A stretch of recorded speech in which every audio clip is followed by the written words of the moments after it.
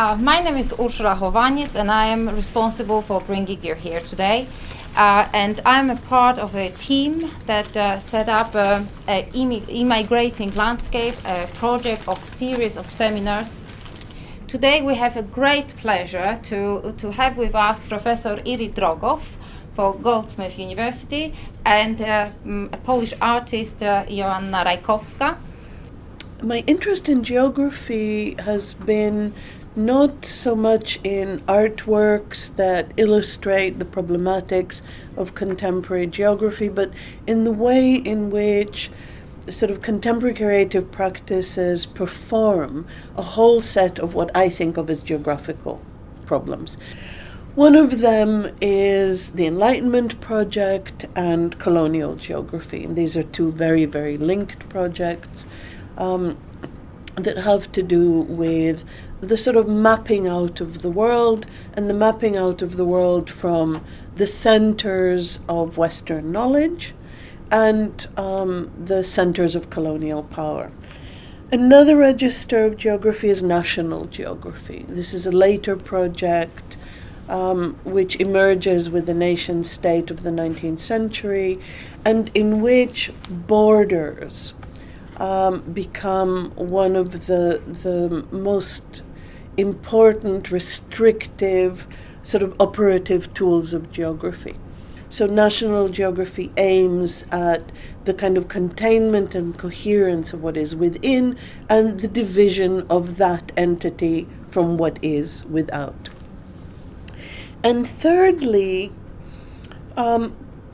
contemporary global geography, which transcends the nation state, a kind of global geography that is made out of trade agreements, out of linked deregulations of economies and production processes, out of the movement of capital through a set of electronic linked networks.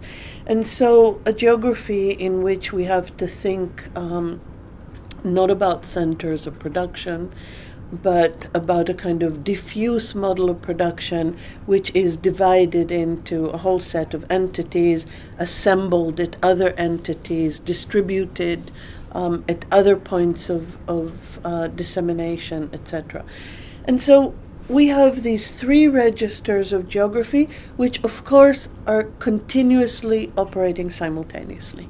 I'm thinking of exhausted geographies in terms of the ideological energies that are required for sustaining long-term territorial conflict, which is, I think, one type of geographical exhaustion that we're going through.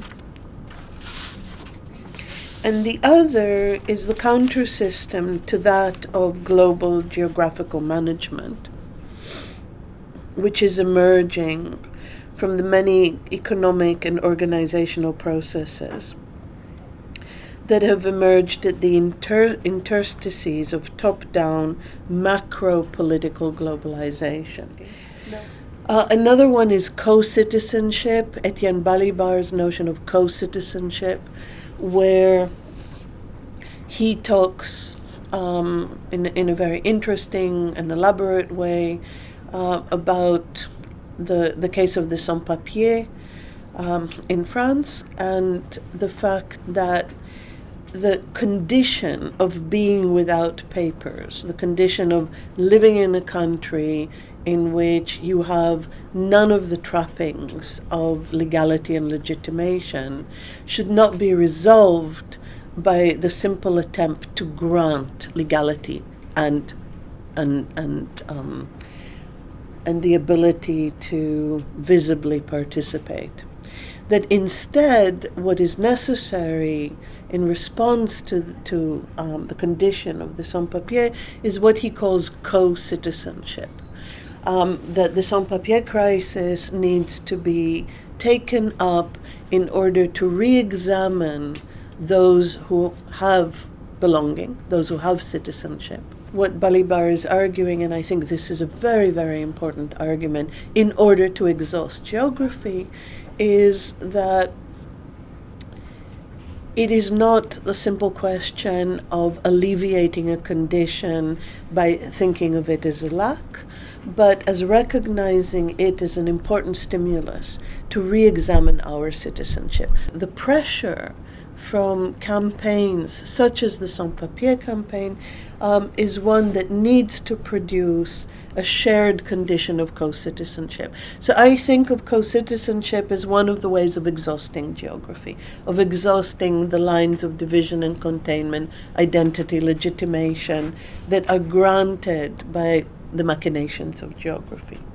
And finally, what to me are extremely important notions, and particularly important in relation to kind of creative practices, and it's maybe where we might sort of have a meeting point, questions of smuggling and of contamination. And my question is, how then can we put forward an engaged discussion of place or location that is not held captive by the logics of division and containment? Who we are, where we are, what we know, what our heritages and allegiances are, has always been linked to geography, not as a set of locating vectors, but rather to yoke places to traditions and trajectories of knowledge. I've been trying to think in terms of the passage from criticism, a kind of mid-20th century model, which is about the possibility of applying judgment, of dealing with values, and of being in a sort of affected separation, in a state of affected separation from the thing that one is addressing. What interests me in criticality is that coming, formed as I was by the operations of post-structuralist critique, obviously we have all of the tools at our disposal to kind of unveil and expose and ascertain the operations of certain kinds of truth regimes. Nevertheless, we're not separate from them, because we are living out the very conditions of that which we are critically analyzing. So criticality, for me, is the joint operations of, on the one hand, being able to do the analytical work, and on the other hand, to inhabit those very conditions that one is talking about. So it's the operation of breaking down the affected separateness of judgment, the affected separateness of criticism. The rhetoric of stable borders that are actually able to do the work of containment and division has to wrestle, and this is why I call these rhetorics an alibi, because they have to wrestle with a whole state of growing instabilities. One of these is so-called international terror. The way in which it's emerged in this most recent phase of the last decade has been through primarily spatial instability. If we think of so much of the manifestations of the workings of the terroristic, what we have is a kind of challenge to the stability of geographical borders that cannot protect. Right?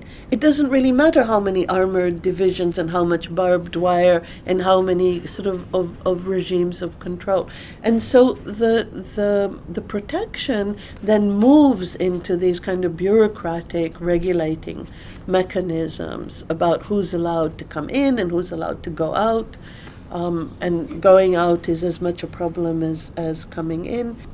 A parallel instability is the one of global markets, where production cannot be located.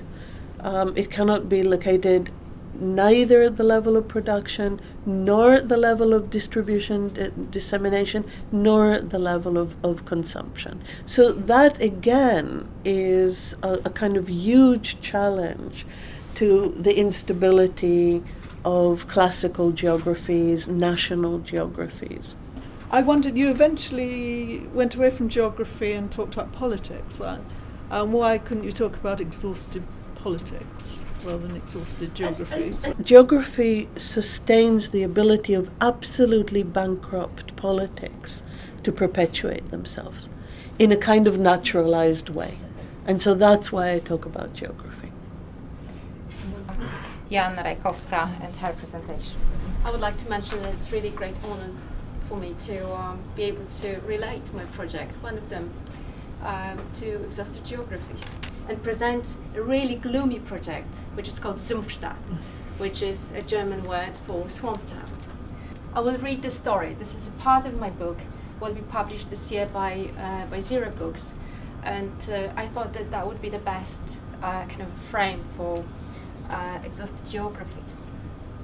So I was focusing on Berlin while looking at Tokyo and wondering about the tragedy of landscape, which naturally led me to read about the romantic concepts of landscape and about Caspar David Friedrich. The immobility of Tokyo's skyline and its quietness were overwhelming. Even the birds seemed silent. At a distance of 8,913 kilometers, Berlin also seemed far away in time. And I started to think about innocence. In Berlin, we lived near Schlossplatz, now covered in grass. Here, 3 years earlier, the Palast der Republik, the pride of the GDR, had been demolished.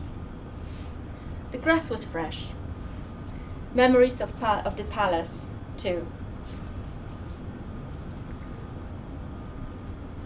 When we arrived in Berlin, all that remained were perfectly flat spaces, wooden walkways cutting across them, perhaps to prevent people being overwhelmed by the vast emptiness.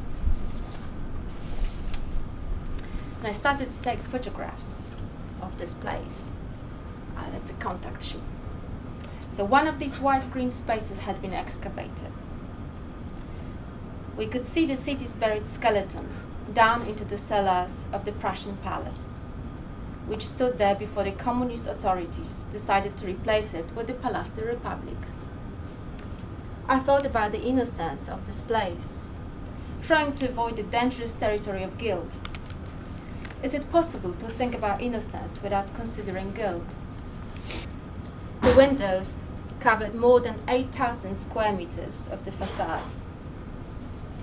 The place was filled with asbestos, which helped to seal the decision to bring about its end.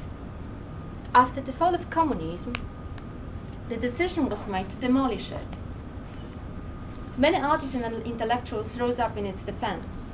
Once, as a young girl, I saw the building. After the trip, I delighted in staring at my slides, showing the orange opaqueness of its innumerable windows. Its predecessor, Berliner Stadtschloss, Berlin City Palace, itself as heavy as Prussian politics, was built in the 15th century, during the reign of Frederick II Irontooth, and continuously modified thereafter. The palace was the seat of the Hohenzollern dynasty throughout the age of absolutism and until the end of the German Empire in the year 1918. This is during the Revolution 1918. That's another great picture from 1918. And of course, after the Weimar Republic, the palace was taking part in a Nazi regime as well. And that's after the war, heavily bombed during the Second World War and consumed by fire. It was used after the war as a backdrop for the Soviet film Battle of Berlin. It was scarred, but much more beautiful and dramatic in appearance than it had been in its intact state. In the late 40s, parts of the Berliner Stadtschloss were repaired and used as exhibition spaces. Among others, it hosted a show entitled Reunion with the Museum's Contents, which included works of art that the Nazis had labeled degenerate. The palace was finally laid to rest in 1950. when it was demolished as a symbol of Prussian militarism. Just one balcony was saved from destruction, the one Karl Liebknecht had made a speech from in 1918. It was from this balcony that Liebknecht announced the formation of the German Socialist Republic, and so ended over 400 years of royal residence within the palace walls. The Bundestag finally voted to rebuild the palace in 2007. It was an absurd idea from a political, conservational, and historical point of view, the result of a lack of vision that is the German disease of the 21st century. So we're going back in time. This is Palast der Republik, and this is, of course, the Prussian palace. And I bought this postcard last year in Berlin. So it's a very active political campaign to really rebuild the palace. It will be rebuilt. I thought that the most direct journey back to innocence would be a return to pre-linguistic and prehistoric times. I imagined Schlossplatz as a plot of waterlogged, unstable land covered with green foliage, sweet flag, rushes and sedges, reeds, sand dune, frogs and cranes, beavers, herons, ospreys and koipu, fallen tree trunks, meadows, drops of dew trembling on spider webs, green slimy sludge, mud and turf. A smell that refreshes one deep down in the lungs, cold, mist-covered bogs, and silt, layers of mouldering leaves, the organic remains of fish, frog and turtle carcasses, dogs which strayed and fell into the water and never climbed back out. I also imagined people watching all this from various viewing points, studying new kinds of moss and water snakes through binoculars, because the swamp would be inaccessible for humans. Paradoxically, the description of the swamp made sense in Polish. In the Slavic onomatopoeic lexicon, I listened to the sounds the words made. Trzmielojad, świerszczaki, brzęczki, potrzosy, trzciniaki and trzcinniczki, czerwończyk nieparek and mieniak stróżnik, wierzba czerniawa and storczyk krwisty, not to mention kwokacze. These would be the new inhabitants of Schlossplatz, animals and plants. So I want to distance myself at this point from any nationalistic point of view. It's just a pleasure of pronouncing onomatopoeic Slavic words. The swamp was an escape. In a literal sense, it would be giving back a place contaminated by political violence into the hands of nature, and an admission of complete powerlessness. Conversely, it would also be a celebration of the German romantic tradition of conceptualizing nature. It's another embodiment of the swamp, same place, with the Liebknecht balcony kept intact. Well, I didn't want to destroy anything, basically. I wanted to leave it as it was, but I wanted to use all this area, make it inaccessible for humans, and leave it for nature, just seal it. I thought it was necessary to return to the city an area of innocence, when everything was still possible, when nature was suspended in a state of potentiality, and when history itself was still unwritten. Not only because there was no language to write it with, but because the inevitable had not yet happened. The vision of a swamp was followed by the fantasy of a spontaneous mass exodus of the population of Berlin in the late 40s. Just as it is necessary to desert a place contaminated by a nuclear explosion, so one should leave behind a place stained with guilt, collaboration, and indifference. Columns of civilians, without any orders from the authorities, dragging the remains of their worldly goods in carts, surviving horses, pulling wagons filled with ripped duvets, dirty, impoverished children, straight from the last remaining Hitlerjugend squads, women and the elderly, looking regretful but determined. All of this passed before my eyes. Instead of building timberbergs, mountains of rubble, and fastidiously restoring their townhouses and palaces, they had decided to leave their city to the forces of nature, the waters of the Spree and its tributaries, canals and underground channels. The waters slowly rose and flooded sewers, filled basements, burst through manholes, and ran down streets. Berlin, once again, was what it had before it became a city, a borough, a swamp, a marshland.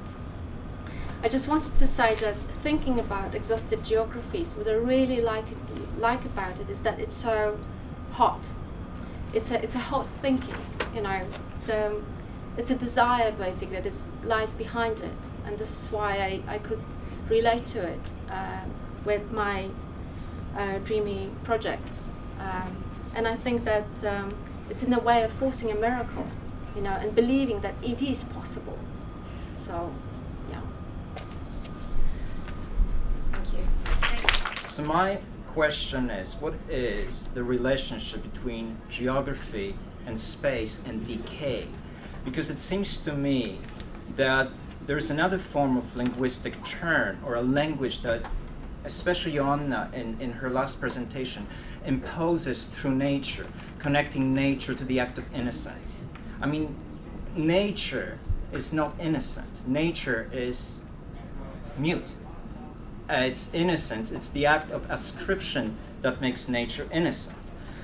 So it's already a sort of a linguistic imposition onto the space, which is actually turning space into a geography, turning space into a form of boundedness that otherwise would not have existed. The notion of exhausting geography is the notion of evacuating a set of legitimating logics or narratives that sustain a sort of whole set of politics. So the replacement of one building with another building, the sort of erasure of 100 years of history in order to transcend a whole set of conflicts, which is what's happening with the Berliner Schloss. In a way, I would want to answer you through the work of somebody that I collaborate closely with, an artist in Israel called Reli de Vries, who has been sort of doing a series of projects which I always think of are a corollary to my sort of exhausted geographies. She, and I'll try very, very briefly to sketch two projects. One of them has to do with a plant.